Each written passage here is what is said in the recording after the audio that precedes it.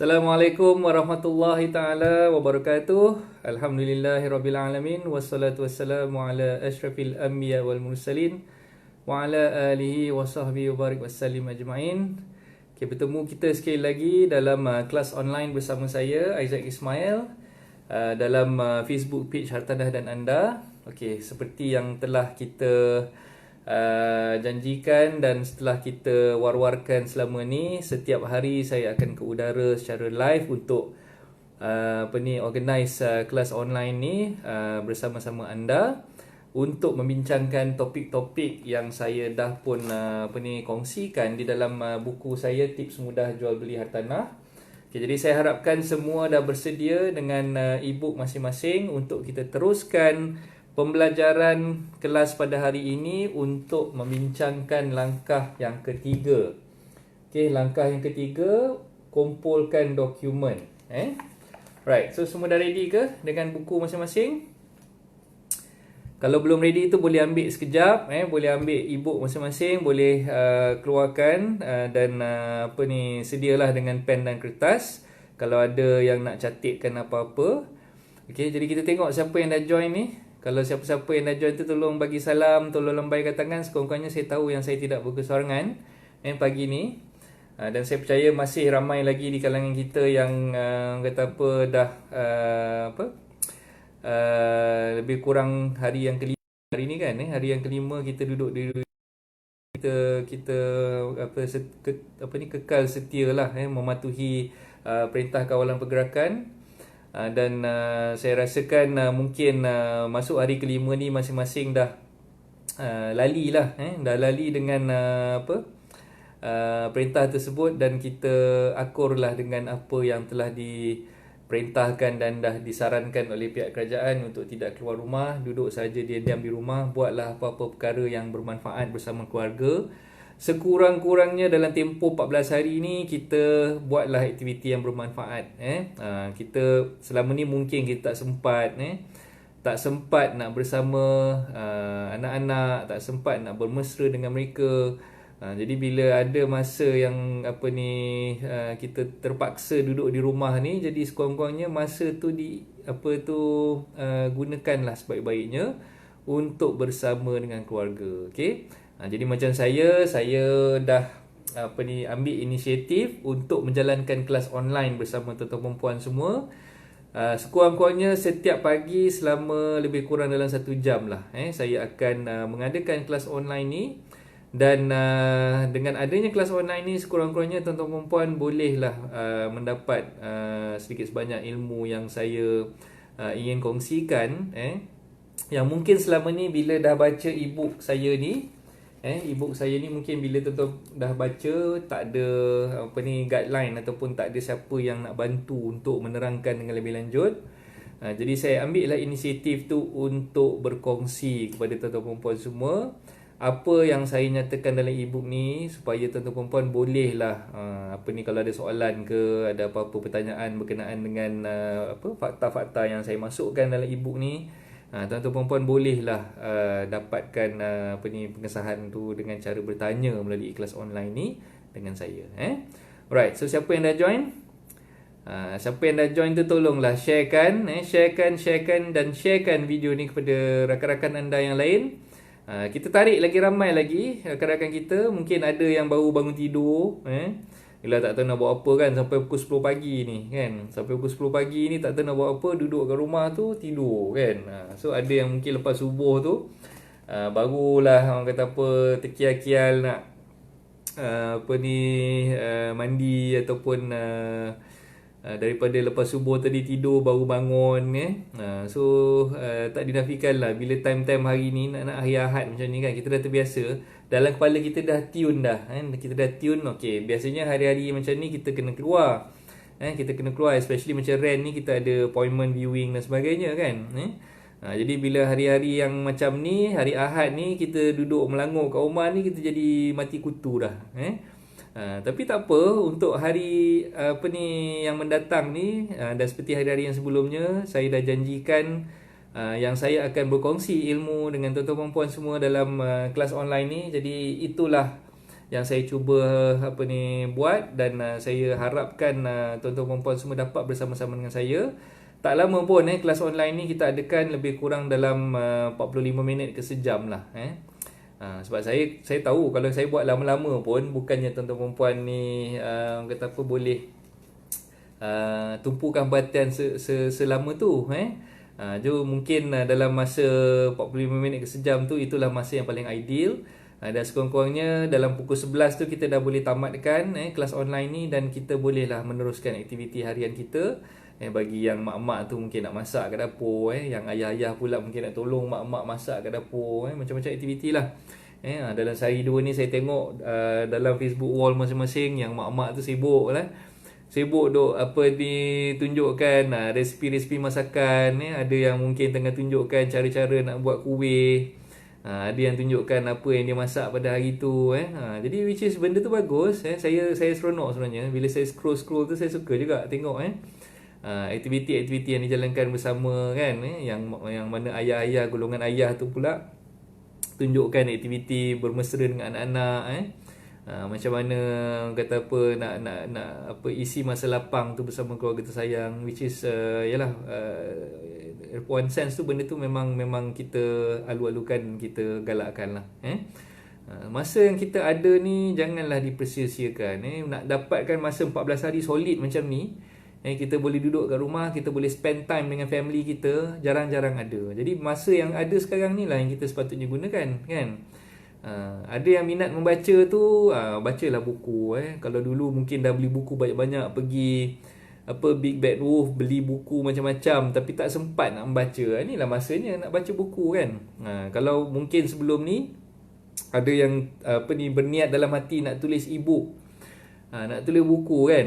So selama ni baru buat mukadimah je, baru buat perkenalan je, yang isi-isi dalam tu tak sempat lagi nak buat. So inilah masanya tuan-tuan puan boleh gunakan, boleh manfaatkan masa yang ada ni untuk buat benda yang dah tertangguh selama ni. Itulah yang saya rasakan paling baik lah untuk tuan-tuan puan buat sepanjang cuti PKP ni lah, Perintah Kawalan Pergerakan selama 14 hari ni. Okay. Right, siapa yang dah masuk ni? Tak ada pun yang bertegur dengan saya ni. Tolonglah tegur, bagi salam ke. Sekurang-kurangnya saya tahulah yang saya tak cakap sorang-sorang. Macam orang gila lah pula rasanya cakap sorang-sorang ni kan. Tapi saya tengok tu ada yang tengah live dengan saya ni. Tapi tak apalah, berapa orang pun tak kisah. Kita jalankan je lah kelas online ni kan. So lama pun kelas online, ada orang tengok ke, ada orang tak nak tengok ke, lantak lah kan. Yang penting saya buat kelas saya, dan saya terus ceritakan, saya terus kupas tajuk yang kita nak ceritakan pada hari ni, iaitu langkah ketiga, kumpulkan dokumen. Okay. Right, so kita dah boleh mulakan untuk langkah ketiga, kumpulkan dokumen ni. Apa yang sebenarnya yang kita perlu tahu seperti yang telah dinyatakan dalam muka surat 7 buku ni tadi. Okay, kita recap balik yang apa yang kita dah buat dalam muka surat 7 tadi tu. Anda perlu mengenal pasti status hartanah yang anda ingin jualkan terlebih dahulu sebelum anda bertindak menjual hartanah tersebut. Okay, so macam saya dah ceritakan 2 hari lepas, berkenaan dengan status hartanah, anda perlu pastikan status hartanah tu macam mana. Ada geran ke, belum ada geran. Okay, kalau misalnya kata dah ada geran, apa perkara yang anda perlu lakukan bila properti itu dah ada geran untuk buat urusan pindah milik tu. Yang dah ada geran perlu menggunakan borang pindah milik ataupun MOT. Okay, bagi hartanah yang tidak ada geran, anda boleh juga buat proses jual beli ataupun pindah milik, tapi dokumen yang digunakan tu adalah yang dipanggil Deed of Assignment ataupun DOA. Okay, so dua perkara ni anda perlu faham dulu. Okay, sebelum kita cerita lanjut, anda kena fahamkan dulu yang tu. Dah ada geran, apa dokumen yang kita perlu gunakan, dan kalau misalnya kata belum ada geran, apa dokumen yang anda perlu gunakan. Okay, so misalnya kata sekarang ni yang kita nak cerita sekarang ni, kumpulkan dokumen. Jadi dokumen-dokumen ni saya akan pecahkan kepada dua, which is dokumen yang anda perlu kumpulkan kalau hartanah anda tu dah ada geran. Okay, yang tu saya buat satu bahagian. Okay, yang kedua, kalau misal kata hartanah anda tu belum ada geran, apa jenis dokumen yang anda perlu kumpulkan. Jadi itu bahagian yang seterusnya lah. Okay, alright. So kalau dah faham apa yang saya terangkan dalam 2 hari lepas tu, okay, so kita sambung dengan dokumen yang diperlukan. Untuk dokumen-dokumen ni, apa yang anda perlu kumpulkan. Okay, So untuk pastikan bahawa anda tahu apakah dokumen yang perlu anda kumpulkan bagi tujuan menyiapkan perjanjian jual beli dengan pihak peguam nanti. Jadi saya akan kelaskan dokumen tu kepada dua bahagian, which is kalau misal kata property tu dah ada geran, apa dokumennya, dan kalau misal kata property tu belum ada geran, apa dokumen yang perlu dikumpulkan. Dan bila saya kata kumpulkan kat sini, maksud dia adalah anda perlu buat salinan fotokopi ataupun anda perlu scan scan dokumen-dokumen tersebut dalam bentuk soft copy. Okay, sama ada anda photostate hard copy ataupun anda scan jadi soft copy dokumen-dokumen ni, dan dokumen ni perlu dihantar serah kepada peguam yang mengendalikan urusan jual beli nanti. Okay, faham? So maknanya bukan kita bagi original, kita hanya photostate dan kita bagi photostate copy sahaja sudah memadai, ataupun kita scankan, scan gunakan scanner, dokumen yang kita ada tu kita scankan gunakan scanner, dan kita boleh emailkan dokumen tu kepada peguam yang mengendalikan urusan jual beli nanti. Okey, so apa dokumen yang kita perlu ada? Okey, untuk yang pertama, sekiranya hartanah tersebut ada geran individu ataupun ada geran strata. Kalau misal kata geran individu dah ada dan kita perlu buat urusan pindah milik tu melalui borang, dipanggil borang pindah milik ataupun MOT. Jadi inilah dia dokumen-dokumen yang tuan-tuan perempuan perlu dapatkan, yang perlu compilekan dokumen tu dan serahkan kepada peguam. Yang pertama, perjanjian jual beli SNP di antara pemilik terdahulu dengan tuan-tuan perempuan. Ataupun yang kita panggil perjanjian jual beli ni sebagai prinsipal SNP. Apa yang dimaksudkan dengan prinsipal SNP? Maksud dia, bila anda beli rumah ni dulu, bila anda beli hartanah ni dulu, anda sebagai pemilik yang terdahulu lah. Maknanya pemilik yang terdahulu tu pemilik sekarang ni lah, kan? Anda sebagai pemilik sekarang. So bila anda beli rumah ni, anda beli sama ada beli direct dengan pemaju masa dulu, ataupun anda beli daripada owner yang sebelum ni. Kalau beli direct dengan pemaju tu, maknanya dokumen perjanjian jual beli antara anda dengan pemaju lah. Kalau anda beli dengan pemilik terdahulu ataupun owner yang sebelum ni, maknanya dokumen subsale, SNP. Jadi dokumen subsale SNP itulah yang anda perlu photostate ataupun anda perlu dapatkan salinannya. So faham right? So kalau beli dengan pemaju, dapatkan SNP dengan pemaju. Kalau beli dengan orang sendirian ataupun beli secara subsale, dapatkan salinan SNP subsale tadi. Right, so itu yang perlu anda dapatkan daripada pemaju ataupun daripada pemilik terdahulu, iaitu SNP lah. Dan SNP kopi ni biasanya memang bila kita dah sign SNP, masa kita nak beli dulu, sebagai pemilik yang terdahulu tu, kita memang akan diberikan satu salinan SNP yang dah berstamp. Sama ada dokumen tu diberikan oleh anda oleh pemaju tu, pemaju kalau anda beli dengan pemaju kan, pemaju tu berikan satu salinan SNP yang dah berstamp kepada anda, ataupun anda diberikan salinan SNP tu oleh peguam yang mengendalikan urusan jual beli. Tak boleh tidak, memang biasanya dia akan bagi satu salinan kepada anda. Kalau katalah sebelum ni anda beli rumah tapi anda tak pernah dapat langsung dokumen SNP ni daripada peguam ataupun daripada pemaju tu, jadi mungkin dalam hal-hal yang macam ni anda perlu kontak balik pemaju ataupun peguam yang mengendalikan urusan jual beli tu, dan anda boleh minta salinan SNP yang dah berstamp daripada diorang. Boleh dapatkan. Sepatutnya memang anda berhak untuk dapatkan satu set. Satu set untuk simpanan anda lah. SNP ni memang dipanggil dokumen yang dia biasanya buat SNP dia dalam 4 set. 4 set. Masa kita mula-mula sign dengan pemaju dulu, satu kopi pemaju pegang, satu kopi kita pegang, satu kopi lawyer pegang, satu kopi lagi bank yang akan pegang. Kalau kita buat loan dengan bank, dia akan serah kepada bank lah. Jadi memang ada 4 salinan semua sekali. Alright.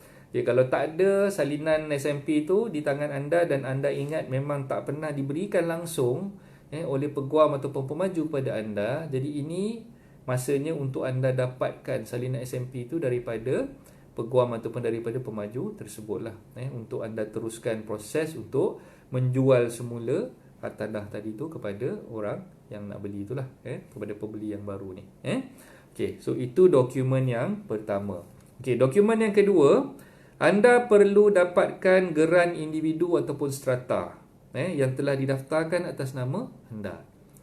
Okey, geran individu ataupun strata ni sebenarnya bila kita beli rumah dan kita buat pinjaman bank dengan mana-mana bank sekalipun, original geran akan dipegang oleh pihak bank.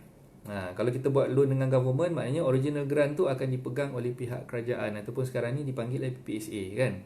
Okey, jadi kita hanya boleh dapat ataupun kita boleh simpan satu salinan photostat sahaja geran tersebut.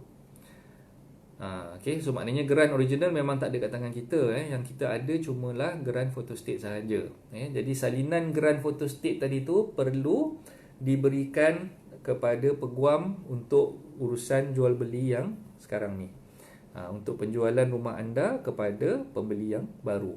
Okay. Jadi kalau katalah dalam masa sekarang ni tak adalah tuan, saya dah cek dalam file ni tak ada salinan geran tu, macam mana nak buat?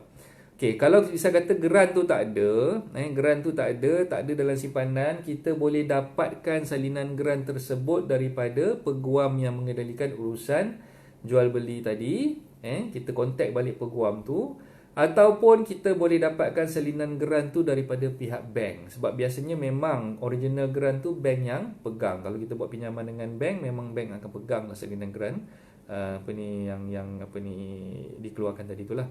Okay. Kenapa bank pegang? Sebab geran-geran ni ataupun hartanah ni, bila kita buat pinjaman dengan bank, dia perlu dicagarkan ataupun digadaikan kepada bank. So itulah yang kita panggil dokumen gadaian. Dokumen gadaian ataupun sebagai security terhadap pinjaman yang kita buat dengan pihak bank. Okay. Jadi sekiranya berlaku ketidakpatuhan, kalau kita gagal melunaskan bayaran installment bulanan kepada pihak bank, makanya bank berhak untuk meneruskan dengan tindakan foreclosure. Foreclosure ni maksud dia bank boleh buat tindakan melelong hartanah tuan-tuan puan semua disebabkan bank ni adalah pemegang gadaian ataupun caji. Okay, istilah undang-undang yang dipanggil ni sebagai caji. Sebenarnya kita ni sebagai cajor, orang yang menggadaikan. Bank ni pula sebagai caji, orang yang menerima gadaian tu. Jadi sebagai penerima gadaian, bank berhak untuk melelong sekiranya kita gagal melunaskan bayaran installment kepada pihak bank dan kita dah dianggap melanggar perjanjian pinjaman ataupun perjanjian gadaian kepada pihak bank tadi. Jadi dalam proses yang buat pinjaman tu, memang salinan geran tu yang original memang bank akan pegang, dia hanya bagi kita salinan photostat saja untuk kita simpan. Okay. So kalau tak ada geran individu ataupun strata di tangan tuan-tuan puan semua, boleh dapatkan salinan tu sama ada daripada peguam yang mengendalikan urusan jual beli masa tuan-tuan puan beli rumah tu dulu, ataupun dengan pihak bank yang memegang gadaian rumah tersebut. Okay, so dua tempat ni tuan-tuan puan boleh dapatkan salinan tersebut lah. Okay. Alright, kalau misal kata mungkin ada masalah nak berhubung balik, lawyer yang uruskan perjanjian jual beli tu entah ke mana perginya, office ni dah tutup ataupun dia dah berpindah office, dia tak maklumkan kepada kita cuba kontak nombor dia lama tu tak dapat. Jadi macam mana urusan tu boleh dibuat? Dua perkara tadilah yang mula-mula saya ceritakan tadi, untuk dapatkan SMP kita boleh dapatkan daripada peguam tu tadi kan. Okay. Kita nak dapatkan salinan geran pun kita boleh dapatkan daripada peguam tu tadi. Okay, tiba-tiba kita try nak communicate, nak contact lawyer tu, dua-dua dokumen ni kita nak dapatkan daripada dia, dua-dua ni kita try contact tu tak dapat-dapat. Nak contact dengan lawyer ni tak dapat-dapat juga. Jadi apa yang kita boleh buat tadi? Okay, alternatifnya kita boleh minta salinan tu daripada pihak bank lah. Kita boleh minta salinan SMP dan juga salinan geran tu daripada pihak bank. Okay. Kalau misalnya kata tak dapat juga nak contact dengan pihak bank ni, kita nak contact tak dapat, so macam mana kita nak dapatkan salinan geran tu juga? Okay, so kalau kita nak dapat juga salinan geran tu, kita boleh buat carian di pejabat tanah. Carian di pejabat tanah ni sebenarnya tuan-tuan perempuan perlu ada ataupun perlu dapatkan nombor geran tuan-tuan perempuan tu terlebih dahulu. Okey, kena check nombor geran masing-masing Okey, nombor geran ni yang biasanya tertera di dalam apa? Di dalam cukai tanah lah. Dalam cukai tanah ada, dalam cukai pintu pun ada. Tapi kadang-kadang cukai pintu ni setengah tempat cukai pintu tu tak diupdate. Nombor geran dalam cukai pintu tu tak dikemaskinikan. Jadi yang paling bagus sekali kena check melalui cukai tanah. Jadi cukai tanah diberikan oleh pejabat tanah setiap tahun. Awal tahun biasanya dalam bulan Januari tu pejabat tanah dah pun keluarkan cukai tanah, dan cukai tanah ni perlu dibayar pada awal tahun lah. Jadi dalam cukai tanah tu ada dinyatakan nombor geran. Jadi daripada cukai tanah tu kita bawa aja salinan cukai tanah tu, pergi ke mana-mana pejabat tanah. Kalau katalah daerah tuan-tuan tu pejabat tanah tu, okey, kalau tengok nombor geran depan dia tu bermula dengan perkataan HS, hak milik sementara, dalam kurungan dia ada D. HSD kan. Okey, kalau HSD, tuan-tuan perempuan perlu ke pejabat tanah dan galian lah. Pejabat tanah dan galian, kalau di negeri tu pejabat tanah dan galian ni ada satu je. Kalau di Selangor ni pejabat tanah dan galian ni di Shah Alam. Okey, kalau depan tu bermula dengan HS tapi dalam kurungan dia tulis M, tu maknanya hak milik sementara mukim. So kalau mukim, tuan-tuan perempuan tak boleh pergi ke PDG. Tuan-tuan perempuan kena pergi ke pejabat tanah dan daerah. Kalau misal kata daerah Hulu Langat, kena pergi ke pejabat tanah dan daerah Hulu Langat lah di Bangi. Okey. Kalau misal kata pejabat tu mukim dia tulis Petaling, jadi maknanya kena pergi ke pejabat tanah dan daerah Petaling lah.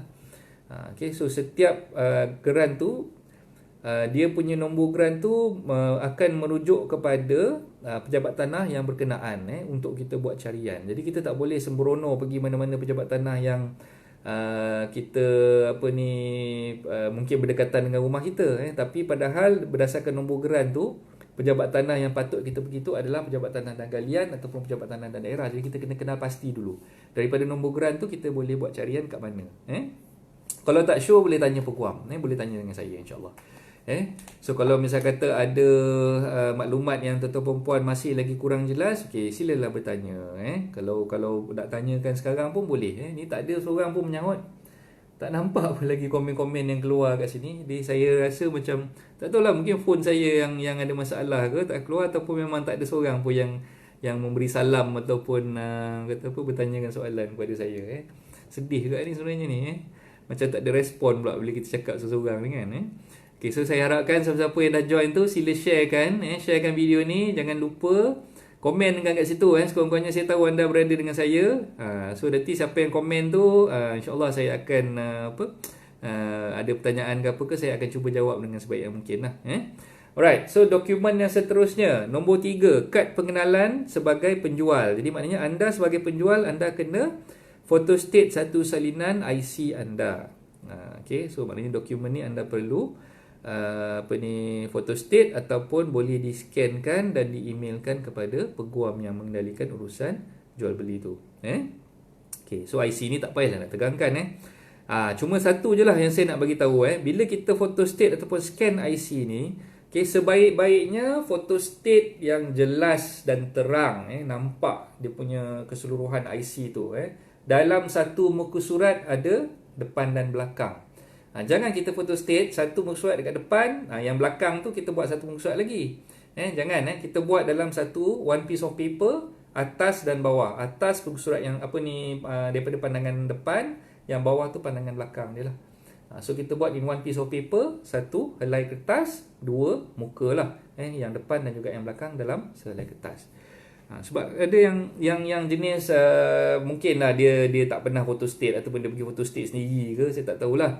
Bila photostate IC tu dia photostate asing-asing. Yang depan satu muka surat, yang belakang satu muka surat. Jadi leceh lah kalau macam tu kan. Sebab kita bila nak present ataupun kita nak daftarkan pindah milik dekat pejabat tanah memerlukan satu, dokumen tu mesti jelas. IC punya kopi tu mesti jelas. Yang kedua, mesti depan dan belakang dalam satu muka surat yang sama. Tu syarat untuk kita photostate dan kita scan IC kita tu. Okay, semua faham. Kalau boleh dapatkan salinan photostate yang color, lagi bagus. Kalau dapat yang color tu memang lagi terbaik lah orang kata. Sebab kalau saya di pejabat saya sendiri, kalau saya nak scan ataupun nak photostate IC tuan-tuan perempuan semua, Okay, biasanya saya akan arahkan staff saya untuk photostat secara color. Sebab nanti sampai kat pejabat tanah biasanya dia ada macam-macam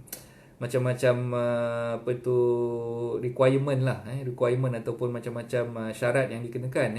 Ada setengah pejabat tanah dia nak yang jelas. Yang jelas kat situ maksud dia bukan hitam putih tapi dia nak yang color. Ada pejabat tanah dia tak kisah nak yang hitam putih pun boleh. Jadi untuk memudahkan urusan, jadi saya arahkan staff-staff saya photostat yang color je, senang. Jadi kalau tuan-tuan perempuan boleh photostat yang color lagi bagus. Kalau tak boleh bagi yang color, bagi yang photostat hitam putih pun boleh. Dah keluar dah pun. Taufik Haji Maslam. Waalaikumsalam. Okey, selamat pagi Taufik. Terima kasih lah dah tegur saya. Saya risau sebenarnya Taufik. Daripada pukul 10 tadi saya bercakap ni tak ada orang pun yang masuk. Tak ada orang pun yang bagi salam kan. So ni alhamdulillah lah Taufik dah bagi salam ni, sekurang-kurangnya saya tahulah Taufik ada dengan saya. Okay, so macam mana Taufik? Okay, sihat ke? Jangan keluar merayau pula. Kalau nak keluar beli barang tu jangan keluar ramai-ramai, seorang-seorang je. Ketua keluarga saja yang dibenarkan untuk keluar. Okay, yang lain-lain tu duduk diam-diam kat rumah. Okay, so kalau tak ada benda yang penting tu, duduklah diam-diam kat rumah. Makan je lah apa yang ada, yang wife masak tu. Kalau ada masa nanti lepas ni kejap-kejap lagi lepas habis live ni, dia tolong rumah kat dapur tu kan. Kalau yang belum kahwin tu, pandai-pandai lah masak sendiri, Maggi ke apa ke. Sihat alhamdulillah. Okay Taufik. Okay, saya pun alhamdulillah lah tengah sebenarnya bosan duduk rumah ni kan. Kita dah biasa memang tak kerti duduk diam. Selalu keluar pergi pejabat, kita buat kerja macam-macam. Ayahat ni lagi lah pula kan, macam-macam kadang-kadang yang jadi rent tu, viewing appointment sana sini kan. So bila ayahat jadi macam ni, duduk tepuk kadang-kadang nak kira hari apa pun tak tahu hari ni kan. So kalau sampai ke tahap yang kronik tu, hari pun dah tak tahu dah hari apa kan. Okay, jadi saya harapkan anda kekal setia bersama saya dalam rancangan live ni. Siapa yang dah join tu tolong sharekan, sharekan bagi ramai-ramai lagi yang boleh join. Tak adalah duduk rumah tu tak ada buat apa-apa. Sekurang-kurangnya bila tengok apa ni siaran live ni, dapatlah belajar sesuatu daripada saya kan. Okey, dokumen yang seterusnya nombor 4. Resit cukai tanah, resit cukai pintu, resit bayaran maintenance, dan semua ni perlu diberikan yang terkini dan telah dijelaskan. Okey, resit cukai tanah yang kita bayar ni, cukai tanah dia warna merah. Atas dia ada lambang Jota Negeri Selangor. So resit cukai tanah tu yang paling terkini, maknanya tahun 2020. Cukai tanah kita bayar setahun sekali. Cukai tanah kita bayar setahun sekali. Okay, jadi bila pejabat tanah keluarkan, biasanya dalam bulan Januari tu dah dikeluarkan dah. Dapat je resit cukai tanah tu, kita perlu pastikan yang kita bayar dululah. Nak bayar cukai tanah ni nak bayar kat mana? Okey, kita nak bayar kat online pun boleh, melalui Maybank to You ataupun melalui perbankan online, ataupun kita boleh masuk ke laman web PTG Pejabat Tanah dan Galian Selangor. Kita boleh bayar secara online melalui laman web PTG Selangor tu. Kalau negeri-negeri lain pun saya rasa sama je. Boleh bayar secara online, boleh bayar melalui laman web Pejabat Tanah dan Galian negeri-negeri tersebut lah, negeri masing-masing. Okay, so yang macam cukai pintu ni pula, cukai pintu perlu dibayar setahun 2 kali. Sebab setahun ada 2 penggal. Penggal yang pertama tu daripada bulan Januari sampai bulan Jun. Okay, penggal yang kedua daripada bulan Julai sampai bulan Disember. So jangan salah faham kat situ. Cukai tanah setahun sekali, cukai pintu setahun 2 kali. So maknanya dua-dua ni kena bayar. Cukai tanah kena bayar, cukai pintu kena bayar. Cukai pintu nak bayar kat mana? Cukai pintu nak bayar dekat Majlis Perbandaran yang masing-masing lah. Kalau katalah tanah anda tu terletak di Kajang, okay, jadi Majlis Perbandaran Kajang lah kena bayar. Jangan pula pergi MPSJ ke MPPJ ke kan. So kena pergi pejabat tanah yang berkenaan lah. So kalau bayar untuk penggal yang pertama, katalah sekarang ni penggal yang pertama bulan Januari sampai bulan Jun tu penggal yang pertama. Sekarang ni baru bulan yang ketiga kan. So baru bulan 3, maknanya kita bayar untuk penggal pertama saja dah memadai lah. Okay, jadi photostat yang penggal pertama punya. Tapi kalau katalah tuan-tuan perempuan ni ada terlebih rajin dan ada duit lebih kat tangan, nak bayar sampai hujung tahun pun boleh, tak ada masalah. Bayar untuk setahun, one shot terus, lagi senang. Nanti bila katalah kita nak buat urusan jual beli, dah masuk penggal yang kedua, dah masuk bulan 7, tak payah nak susah-susah nak buat bayaran untuk penggal yang kedua punya cukai pintu lagi. Sebab tuan dah bayar daripada awal sampai hujung tahun. Tu cukai pintu lah. Okay. Jasmine Danish. Okey, Waalaikumsalam coach. Waalaikumsalam. Terima kasih Thank you, ilmu yang diberi sama-sama. Okey, terima kasih join saya pada pagi ni Jasmine.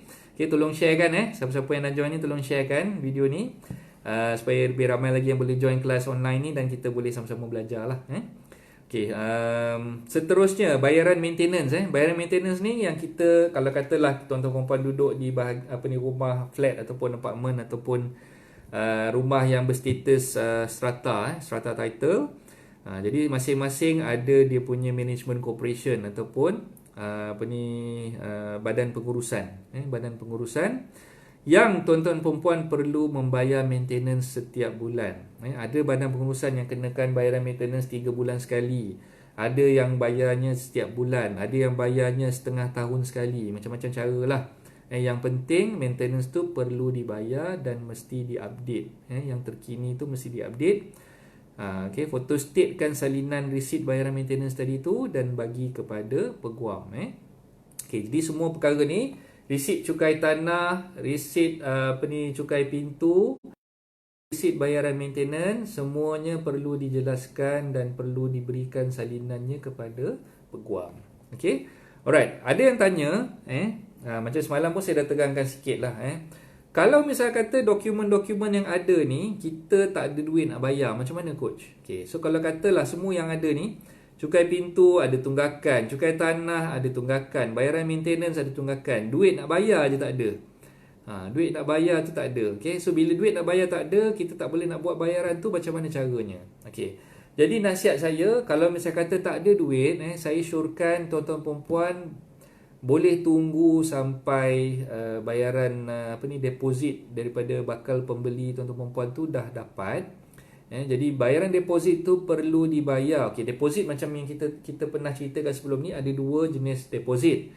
Satu, kalau tuan-tuan perempuan berurusan melalui ejen hartanah, okey, deposit yang pertama tu yang dipanggil earnest deposit. Earnest deposit tu akan dibayar oleh pembeli kepada agensi hartanah yang tuan-tuan perempuan lantik sebagai ejen tu. Ini sebagai earnest deposit ataupun wang cengkeram lah. Earnest deposit ni dibayar oleh pembeli kepada agensi hartanah tuan-tuan perempuan yang dah dilantik tadi.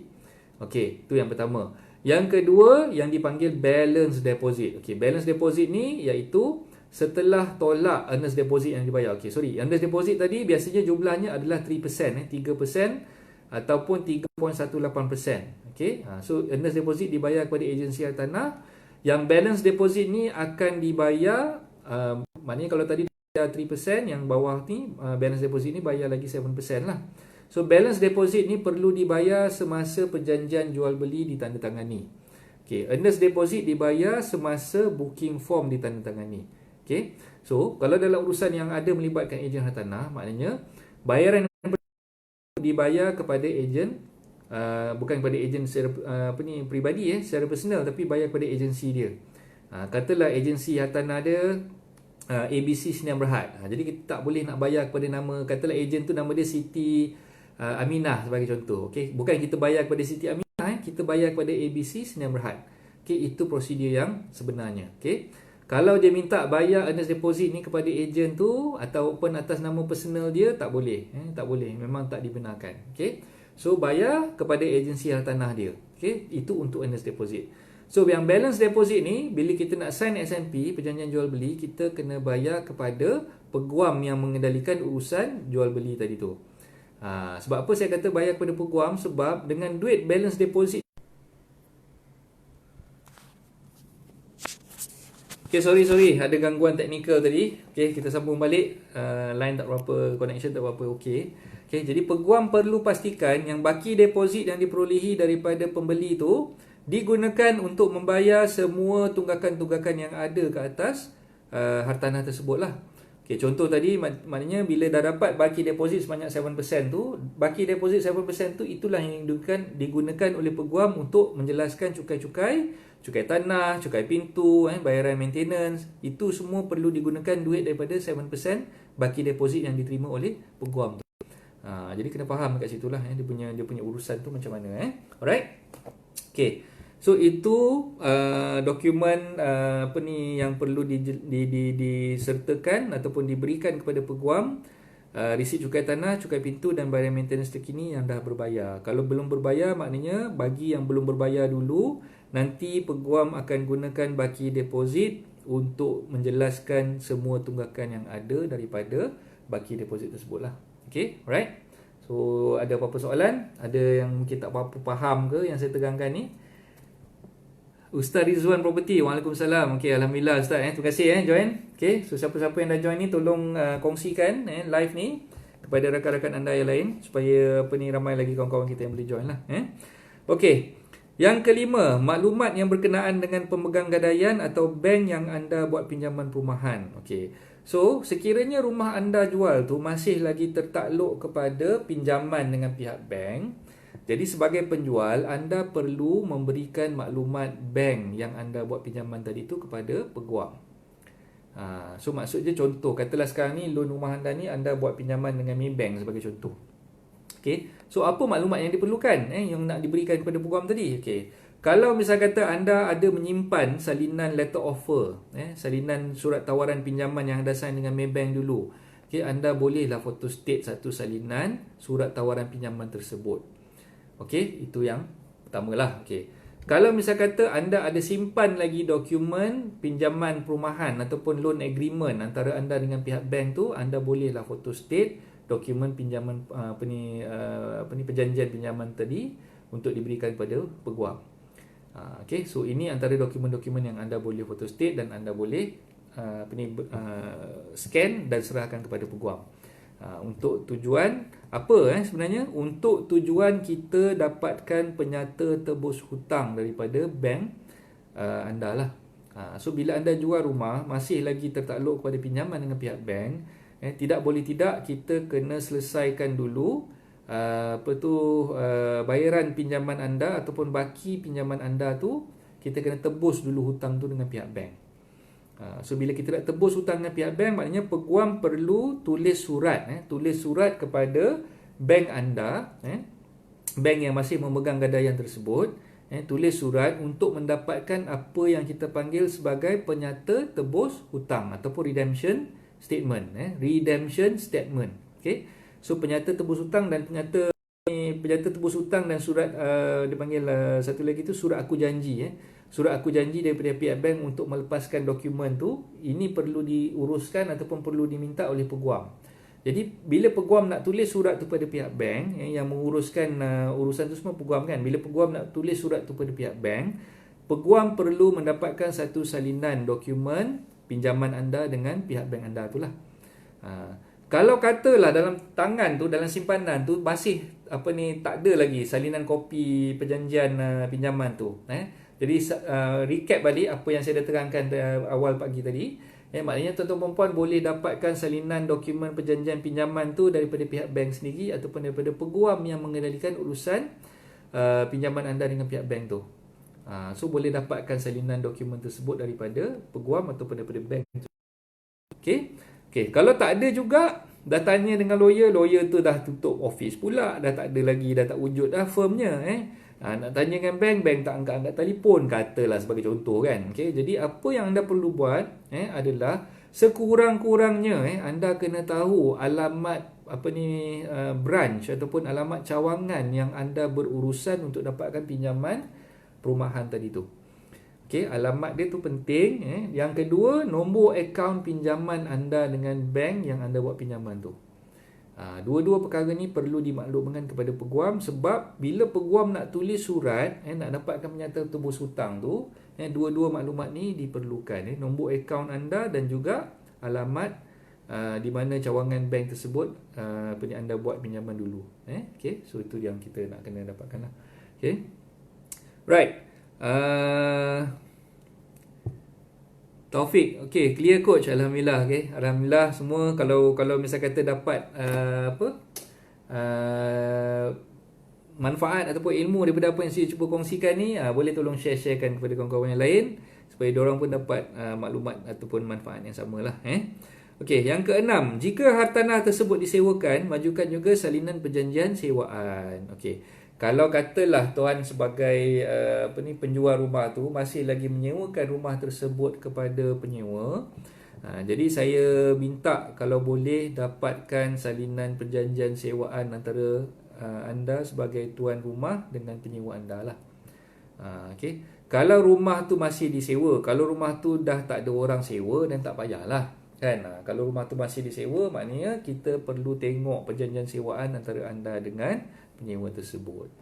Okay, kenapa saya nak tengok perjanjian sewaan tu? Sebab saya nak kenal pasti terma-terma yang terkandung di dalam perjanjian sewaan tu nanti.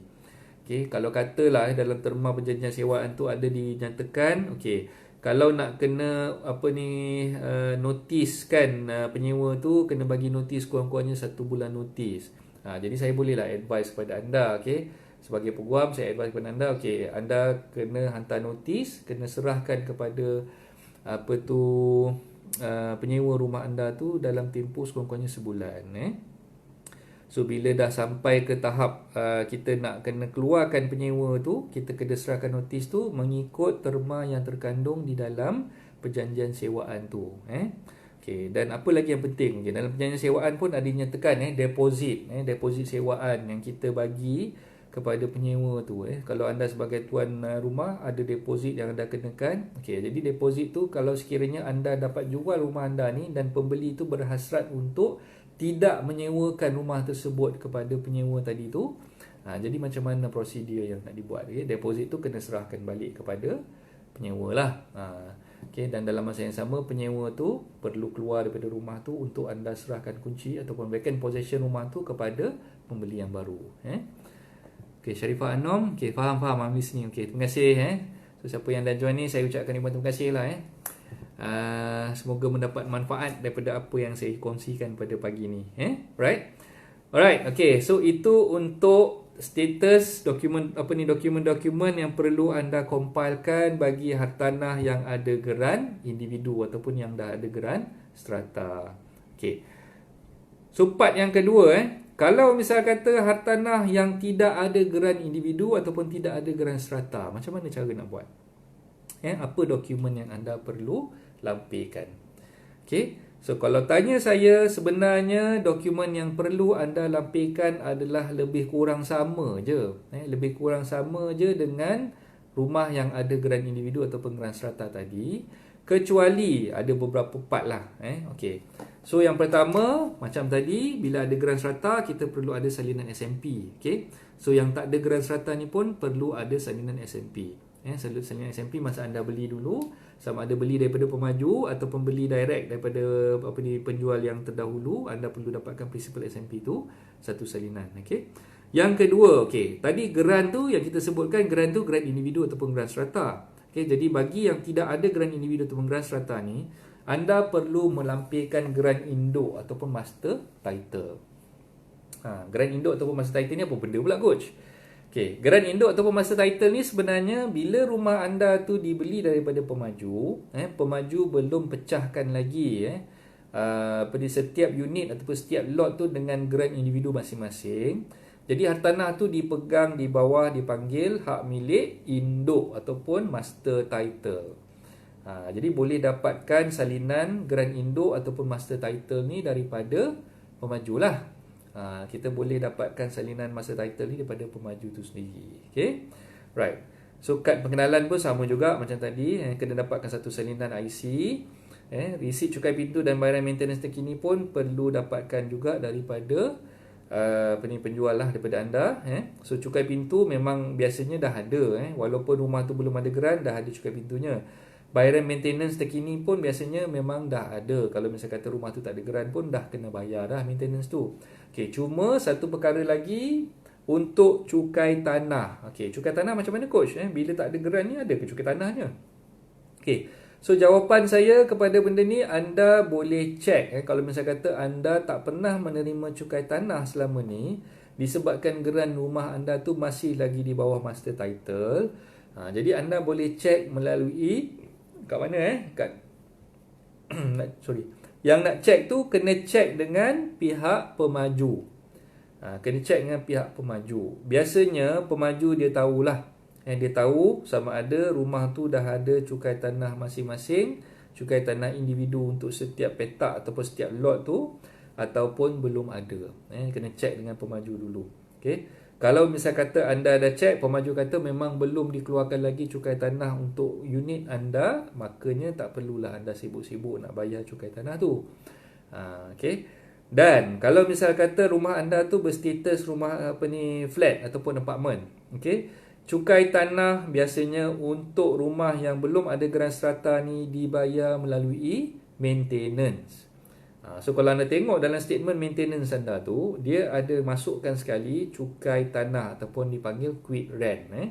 So dalam maintenance punya receipt tu, bila anda bayar bila anda bayar maintenance, di dalam tu ada dinyatakan quit rent ataupun cukai tanah yang dibayar untuk petak ataupun unit anda tersebut.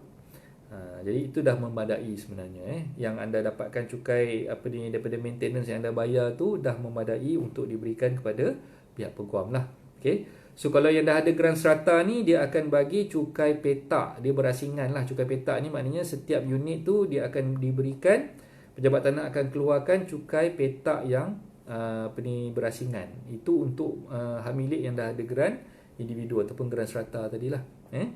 Okay, so maknanya beza yang tadi, geran dah ada, geran strata dah ada, dia akan bayar melalui cukai petak yang dikeluarkan oleh pejabat tanah sendiri. Okay, kalau yang belum ada geran strata, yang masih lagi pakai master title, okay, cukai cukai tanah tu dibayar melalui maintenance ataupun yang kita bayar dengan GMB ataupun management corporation tu lah.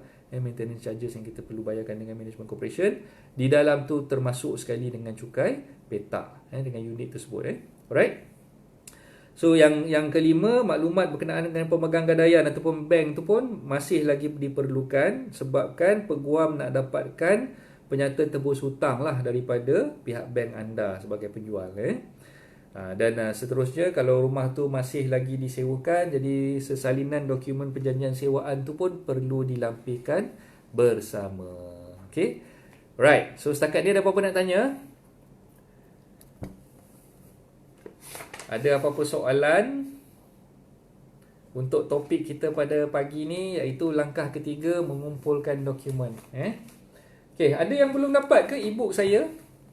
Mungkin ada yang baru join ke Facebook page Hartanah dan Anda ni, yang belum dapat lagi salinan e-book yang saya emailkan tu. Anda boleh dapatkan e-book tersebut secara percuma. Memang saya akan bagi secara percuma.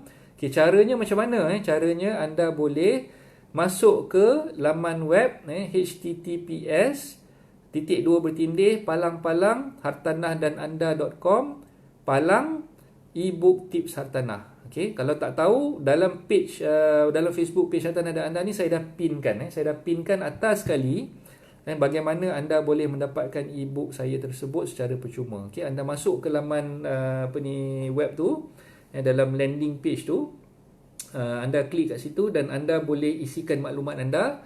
Maklumat yang saya perlukan tu adalah nama, email dan juga nombor telefon. Okay, pastikan anda masukkan email yang betul, nombor telefon yang betul, sebab nanti saya akan emailkan e-book tersebut kepada anda secara directly lah. So maknanya kalau misalnya kata siapa yang belum dapat lagi e-book tu, peluang tu masih terbuka sampai bila-bila, insyaAllah saya akan membuka peluang tu kepada anda yang nak dapatkan e-book tu.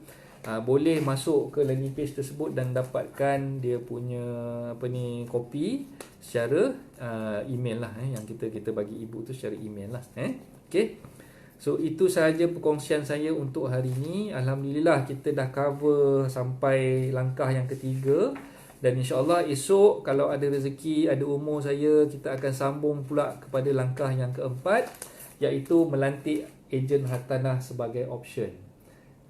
Okay, ni semua rent-rent ni kena dengar ni. Rent-rent kena dengar. Okay, sebab benda yang saya nak kupas esok ni memang related kepada profession anda sebagai seorang perunding hartanah. Okay. Jadi macam mana anda sebagai penjual boleh menggunakan khidmat ejen hartanah ataupun perunding hartanah untuk membantu anda di dalam urusan jual beli hartanah. Okay, jadi insyaAllah esok kita akan kupas langkah yang keempat, melantik ejen hartanah sebagai option. Okay, right. So untuk hari ini itu saja yang saya ingin kongsikan. Okay, so saya ingatkan lagi kepada semua, masing-masing duduk diam di rumah, buat aktiviti yang bermanfaat bersama keluarga, banyakkan baca Quran So ada yang beritahu quarantine tu sebenarnya Quran time. Quarantine Quran time kan. Okey, so lebih kurang jadi punya ejaan tu. Okey, so duduk rumah baca Quran banyak-banyak. Kalau siapa yang dah ada aktiviti yang bermanfaat bersama keluarga tu teruskan. Kalau yang tak tahu nak buat apa-apa, download ebook saya, baca ebook saya. Okey, download ebook saya, baca ebook saya. Esok kita join lagi kelas, sambung lagi untuk topik-topik yang akan datang ni. Kita sambung sepanjang 14 hari ni. Setiap pagi pukul 10 insya-Allah saya akan terpacak depan tuan-tuan perempuan untuk menjalankan kelas online bagi membincangkan tentang buku saya bertajuk Tips Mudah Jual Beli Tanah ni. Okay, alright. So itu saja untuk hari ini dan saya mengharapkan mendoakan agar wabak COVID-19 ni berlalu pergi dengan pantas secepat-cepat yang mungkin. Semua berada dalam keadaan sihat walafiat, dilindungi oleh Allah sentiasa, dan sama-samalah kita doakan supaya negara kita ni kembali aman dan tenteram lah, insya-Allah. Okay, right. So itu saja untuk pagi ni. Assalamualaikum. Bye bye.